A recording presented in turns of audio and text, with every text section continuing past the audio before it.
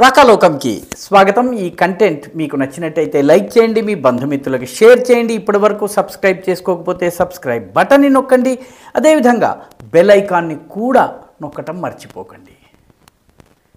2024 ఎన్నికలు పూర్తయిపోయినాయి. అప్పుడే నెల 2 నెలలు పూర్తయిపోయినాయి. అయినప్పటికీ ఈ దేశంలో సోషల్ మీడియా ద్వారా మిస్ఇన్ఫర్మేషన్ని స్ప్రెడ్ చేయటం, ఒక వర్గాన్ని బెనిఫిట్ చేసేందుకు ఒక రకమైనటువంటి ఆలోచన విధానాన్ని యువ ఓటర్లలోకి జొప్పించేందుకు, జాతీయవాదాన్ని దెబ్బతీసేందుకు జరిగే ప్రయత్నాలు మాత్రం ఆగటం లేదు.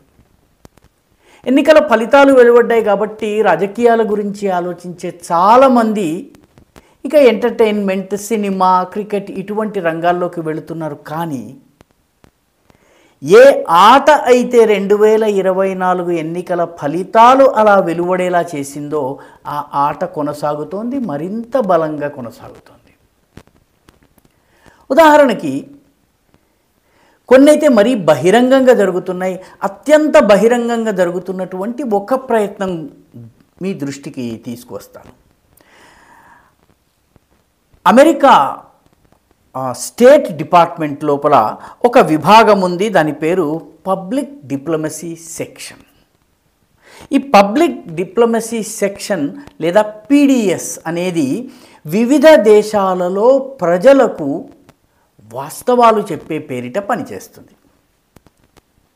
సోషల్ మీడియాలో డిస్ఇన్ఫర్మేషన్ని, మిస్ఇన్ఫర్మేషన్ని తొలగించే దిశగా పనిచేస్తున్నామని చెబుతుంది. ఈ సంస్థ భారతదేశంలో ఉన్నటువంటి మీడియాలో బాగా యాక్టివ్గా ఉన్నటువంటి మీడియా సేవీ యూత్, అంటే మీడియాతో బాగా పరిచయం ఉన్నటువంటి యువకులకు సాధికారికతను కల్పించే పేరిట వాళ్లను తమ వైపు తిప్పుకునేందుకు ఒక ప్రోగ్రాంని ప్రారంభించబోతోంది. ఈ ప్రోగ్రాం కోసము $2 లక్షల కేటాయిస్తోంది. ఈ $2 లక్షల మన దేశపు లెక్కలో అయితే 1,67,00,000 అవుతాయి. దీనికి సంబంధించి సెప్టెంబర్ నెలలో దేశంలోని 5 ప్రధాన నగరాలు, 5 ప్రధాన నగరాల్లో మన తెలుగు రాష్ట్రాలకు చెందినటువంటి హైదరాబాద్ కూడా ఉంది. 5 నగరాల్లో కోల్కతా ఉంది, హైదరాబాద్ ఉంది, చెన్నై ఉంది, ముంబై ఉంది, ఢిల్లీ ఉంది.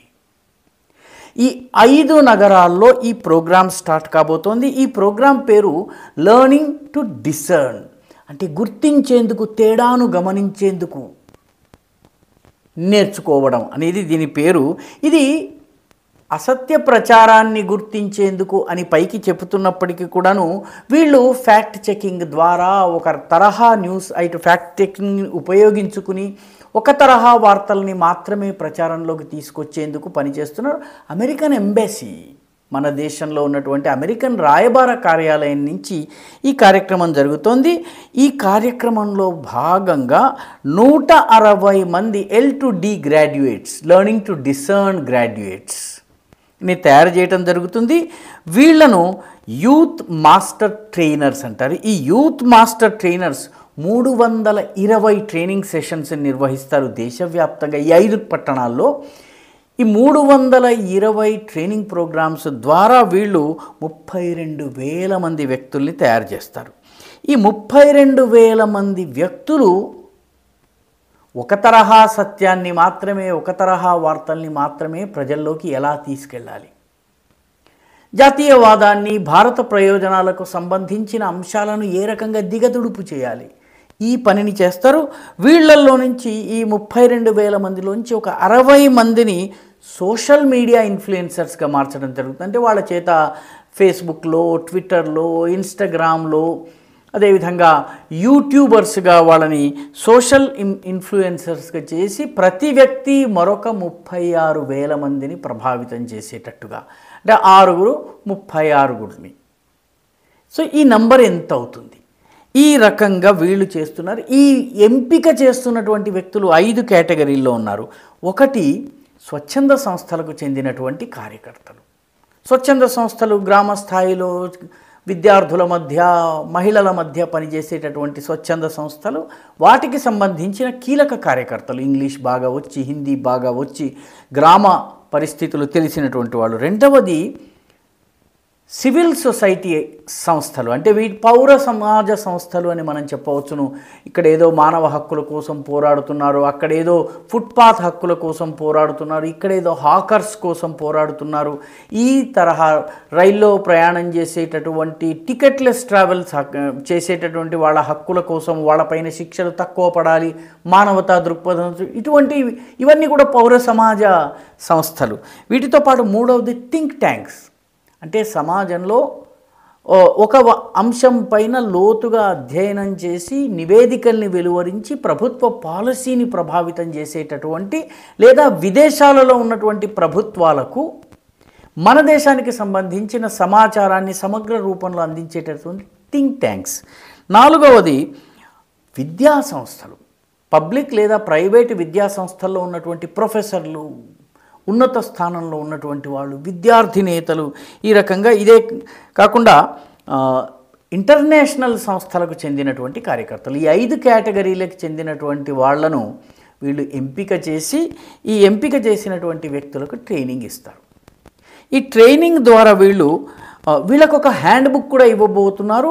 ఇది అమెరికన్ ప్రభుత్వం నుంచి తయారు చేసినటువంటి, అమెరికన్ స్టేట్ డిపార్ట్మెంట్ ఇచ్చేటటువంటిది యూత్ ట్రైనర్ హ్యాండ్ బుక్ అనేటటువంటిది వీళ్ళకి ఇవ్వబోతున్నారు. ఈ హ్యాండ్ బుక్ ఒక 5 భాషల్లో రాబోతోంది. 5 భాషల్లో ఒకటి హిందీ, ఒకటి తమిళ్, ఒకటి మరాఠీ, ఒకటి బెంగాలీ.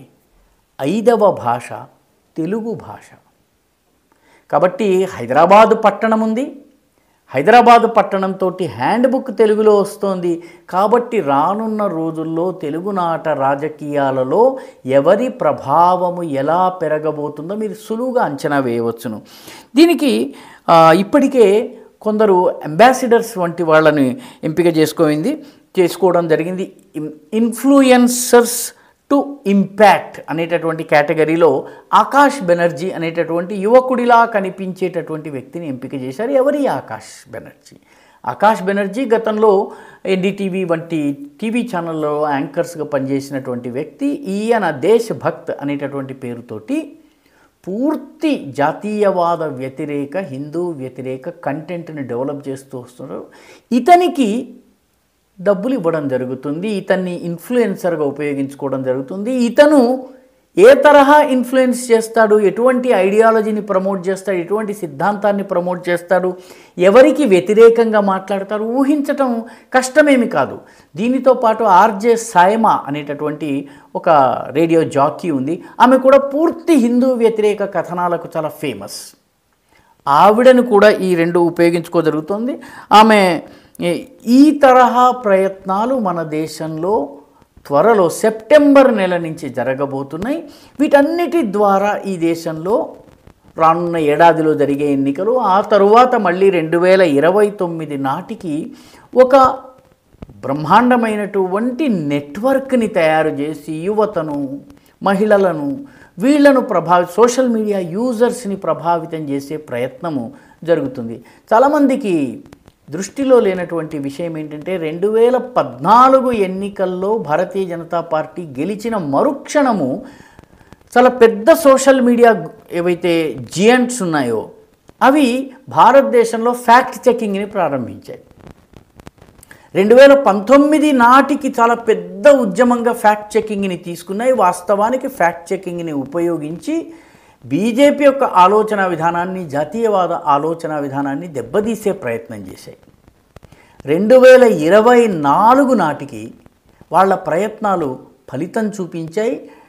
కానీ ఫలితాలు ఎలా వచ్చాయి, ఎన్నికల్లో ఎవరికి ఎన్ని సీట్లు వచ్చాయో చూసినట్లయితే మనకి అది ఏ మేరకు పనిచేస్తుంది, పూర్తిగా సక్సెస్ఫుల్ కాకపోయినా పూర్తి మెజారిటీ రాకుండా చేయటంలో విజయం సాధించింది. 2029కి టార్గెట్ ప్రారంభమైంది. ఇటీవలే అమెరికన్ అంబాసిడర్ రష్యాకి వెళ్ళినటువంటి ప్రధానమంత్రి వెళ్ళడాన్ని ప్రస్తావిస్తూ అమెరికాతో ఫ్రెండ్షిప్ని మీరు తేలిగ్గా తీసుకోవడానికి వీల్లేదు, మేమేమిటో మీకు చూపిస్తామన్న అర్థం వచ్చేలాగా ఆయన మాట్లాడారు. దాని తరువాతే ఈ కార్యక్రమం బయటకు వచ్చింది. కాబట్టి తస్మాత్ జాగ్రత్త. ఈ వీడియో మీకు నచ్చినట్టయితే లైక్ చేయండి, షేర్ చేయండి, ఈ ఛానల్కు సబ్స్క్రైబ్ చేయండి. మీ అభిప్రాయాన్ని కమెంట్ల రూపంలో తప్పనిసరిగా పంపించండి.